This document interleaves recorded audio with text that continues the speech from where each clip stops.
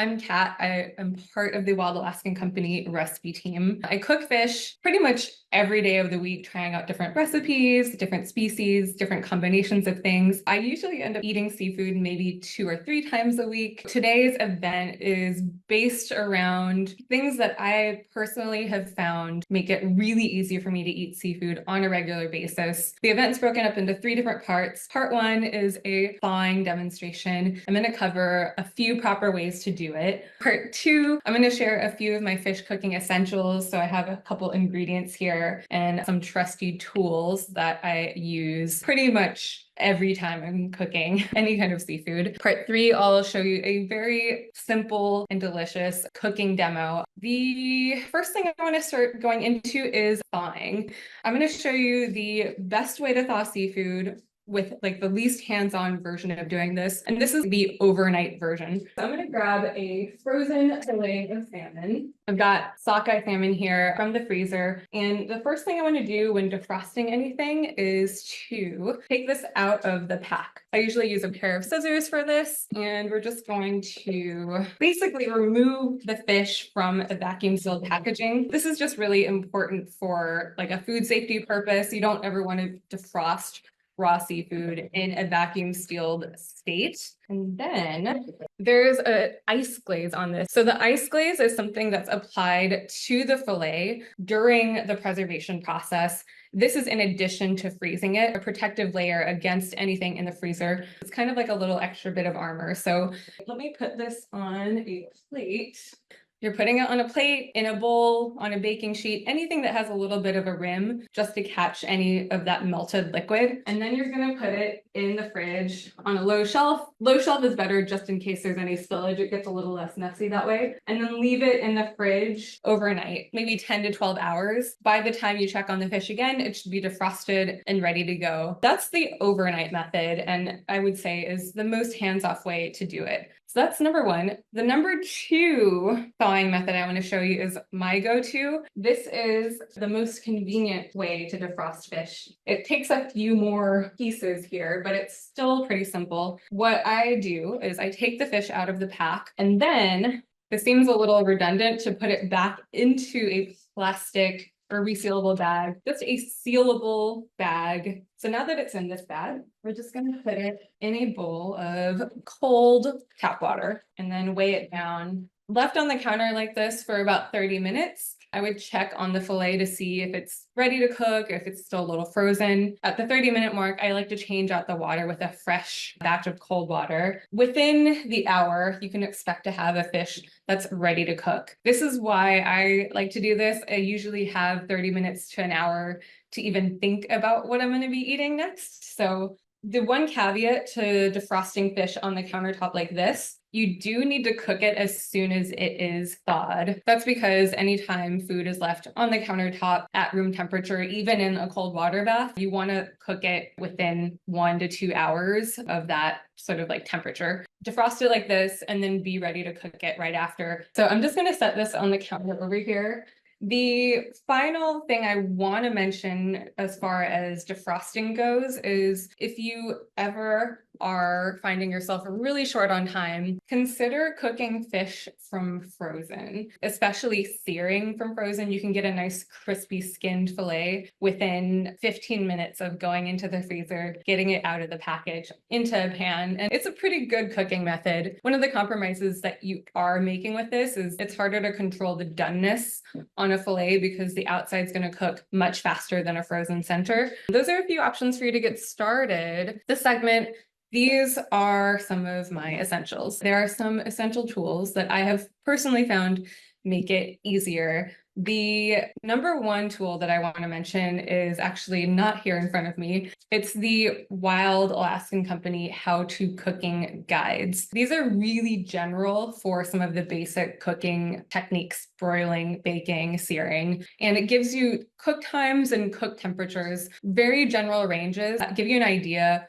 of how long it's going to take to cook fish. Number 2 tool is kitchen towels or paper towels. These are a very undersung tool in the kitchen, but especially when you're cooking fish, these are going to level up your cooking game. And that's because in most cases, you want to pat fish dry before you cook it.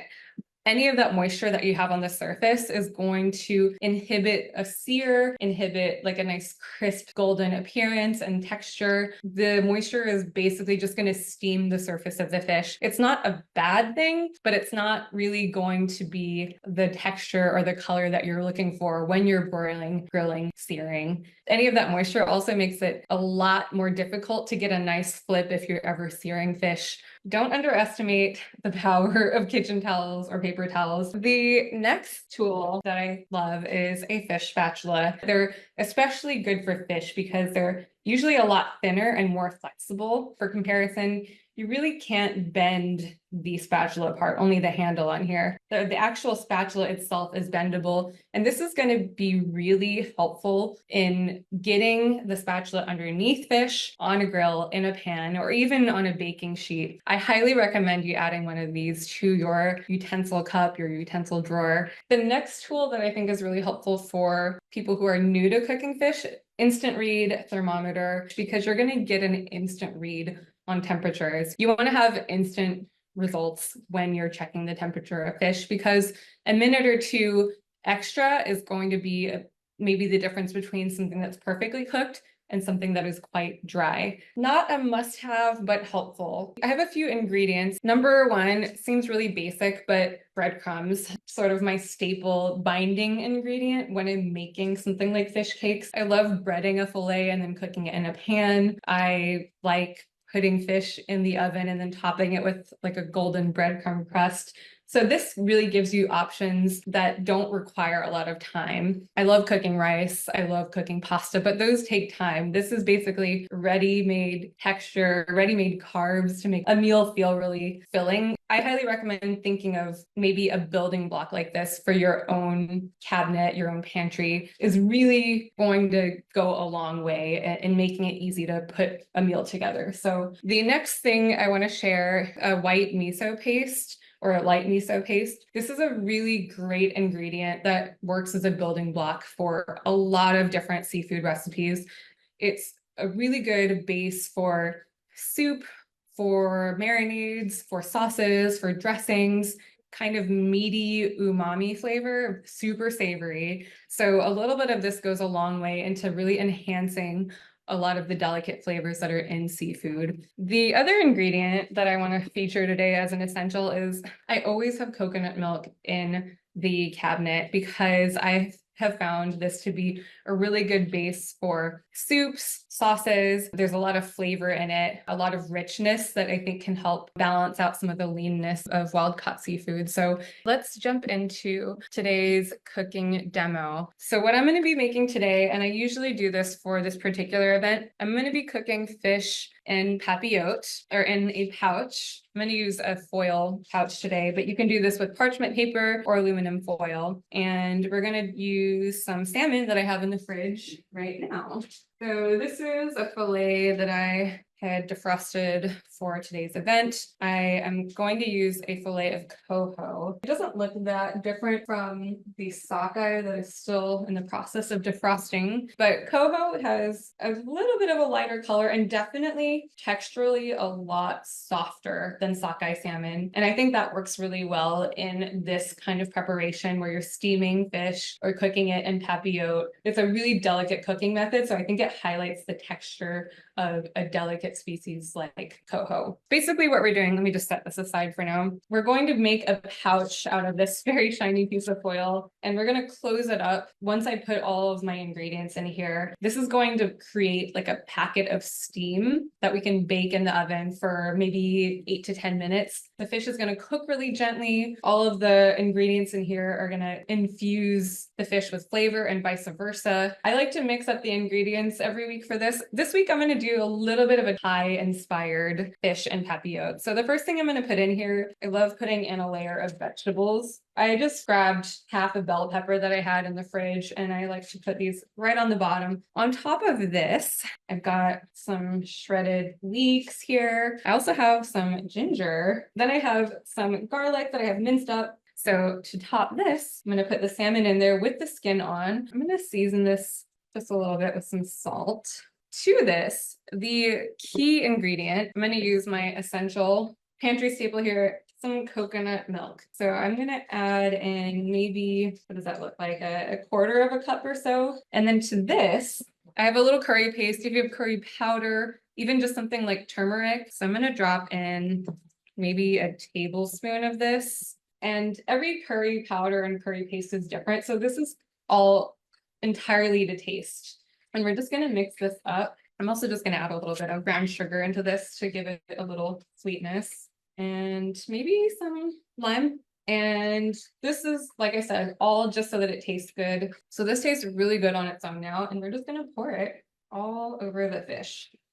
So this is going to infuse the vegetables with flavor, give a little bit of moisture so that this can steam. And since I have some basil, I'm just gonna drop in a couple of leaves here. Oh, it smells so good. Now, peel this up into a pouch. This is a lot easier to do with foil than it is with parchment because foil crimps nicely. But basically you're trying to create a tight, not totally waterproof seal. It doesn't have to be perfect around the edges so that you have this little pouch of a meal that's ready for you in maybe 10 minutes. So let me pop this into the oven.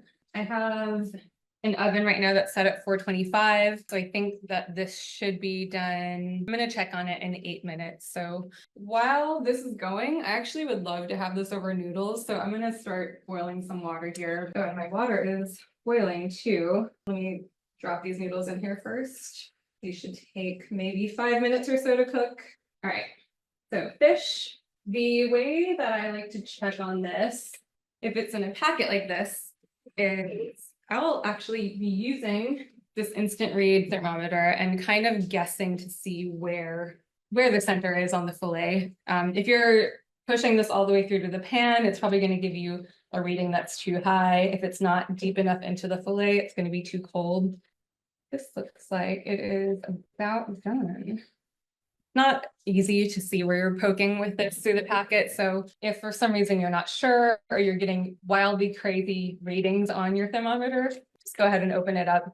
Be careful when you're doing this just because steam will be hot coming out of this. Oh my gosh, this looks amazing. I'm going to transfer this to a serving bowl so that it looks very nice. I like these like Asian style noodles because they cook very quickly, maybe 4 to 5 minutes. So I've got a nice bed of noodles here right now. And then I'm just gonna slide this off into my bowl. This delicious meal got the basil nice and steamy on top, have a nice saucy base here to enjoy my noodles. This looks perfect to me. So let me take a little taste here. It's so flaky, I can't even get it on the fork, in fact, which is a good thing.